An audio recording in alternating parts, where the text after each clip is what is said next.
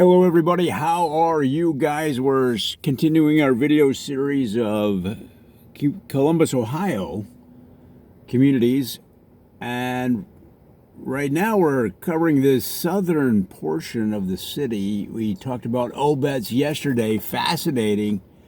Now, I was at the checkout line of a grocery store this morning getting my bananas and granola bars, and somebody was talking about Lockbourne.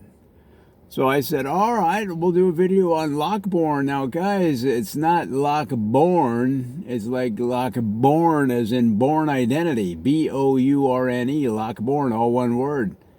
Now, why is that important? Well, because Lockbourne is south of Obetz, and when Obetz was experiencing its unbelievable growth, Lockbourne was following along in its wake, and very smartly, that community was able to grow as Obetz expanded. Now, Lockbourne, of course, from the 1800s, was founded around 1849, and it was incorporated the following year, although, of course, the settling of the area was earlier than that.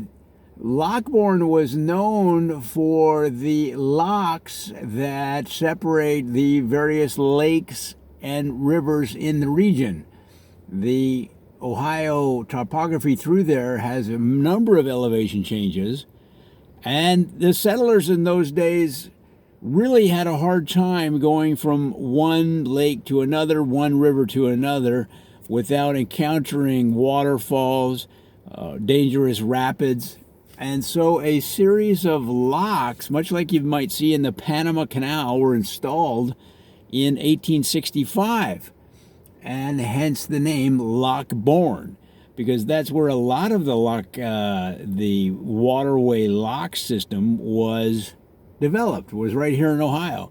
In fact, the Panama Canal really owes its existence to a lot of the technology that was created in Lockbourne. And a guy named J.B. Jarvis was the one that came up with a lot of these ideas. And if you're not familiar with a lock, is what you might think of as a sally port for water. And that means that on one side of the waterway, you cut it off, you fill the middle portion. You have two gates, and you fill or empty the space between the gates if you're going up or down. So you might fill it with water to ease the transition, or you might drain the water to ease the transition in the opposite direction. It's a really ingenious system. And of course, J.B. Jarvis was not a graduate of Ohio State. Ohio State was founded in 1860, I believe. But he was, in fact, a graduate of Ohio University in Athens. And that is another good reason to give a nod to that school's long, long history. One of the oldest public universities in the country. And they trained that Mr. Jarvis in engineering, which then he applied to the lock system that he created.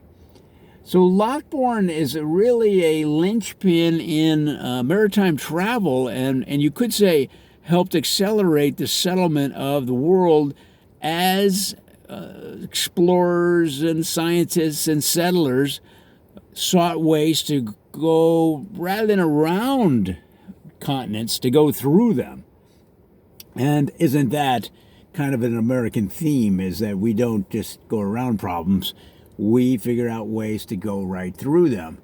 And Lockbourne was garnered some economic benefit, not only capping on the success of Obetz when they expanded their extensive gambling casinos up there, because the scientific community that came to see the locks in action when they were in development in Lockbourne also loved to, once they were out of town, got a little wild. And just like a lot of conventioneers, a lot of people out of town, a lot of people, once they get outside that 90-mile zone of their own home, they go a little crazy. And so they headed up to Obetz, which, as we mentioned in our previous video, was at one time the Las Vegas of, really it was Las Vegas, before Las Vegas, and had a number of gambling casinos and other attractions of that ilk.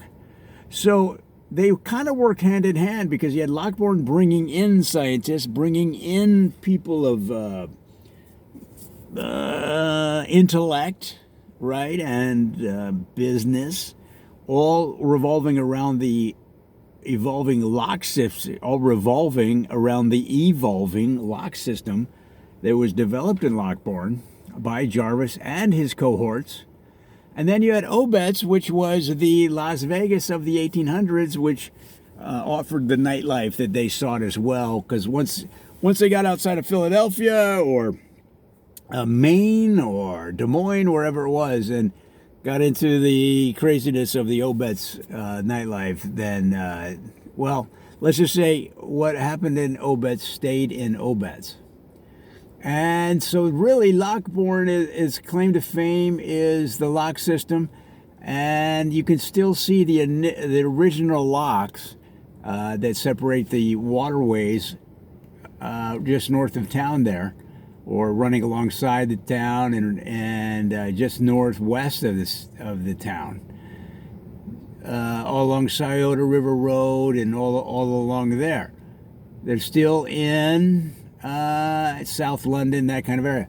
So they're all in use today, getting people to and from where they're going. In fact, a lot of school kids will use that lock system to get to school and back, and they have special yellow river boats mocking the color of school buses. They have special yellow river boats that take kids to school and bring them home.